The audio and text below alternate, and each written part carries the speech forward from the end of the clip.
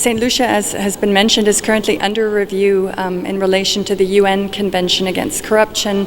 Corruption is defined as dishonest or fraudulent conduct by those in power, typically involving bribery. On Wednesday, 7th December, a high-level United Nations review on the UN Convention Against Corruption was conducted at the Finance Administrative Center.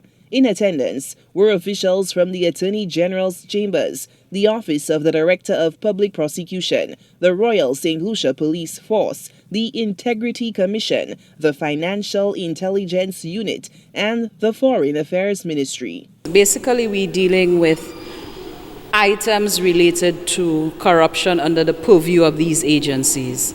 And so today is an opportunity for our experts to clarify any concerns that have come out based on the investigation so far, so that when the report is published, everybody's on the same page in terms of the content of the report.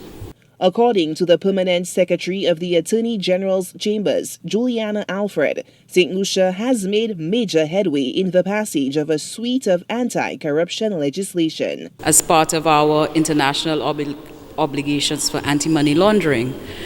So some of the amendments that we have made actually work well in terms of addressing issues of corruption.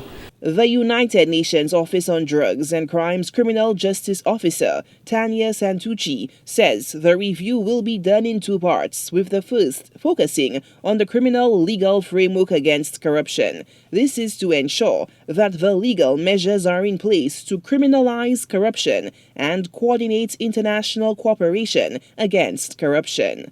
Then in a second cycle, which will begin after this one, the focus will be more on the prevention of corruption as well as on asset recovery. So at present we are here together with a review team to review those provisions and to clarify the examiner's understanding of how those measures are being applied in practice. Attorney General Leslie Mondesir reiterated St. Lucia's determination to combat crime at all levels. According to Mondesir, recent legislative measures aim to address the level of corruption that has seemingly gone unchecked in recent years. St. Lucia remains committed in its fight against corruption, and pursuant to that, St. Lucia, we passed the Special Prosecutor Act in August of this year.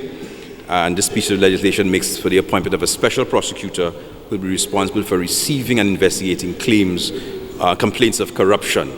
Mondesir says the anti-corruption policy has received approval from the Cabinet of Ministers.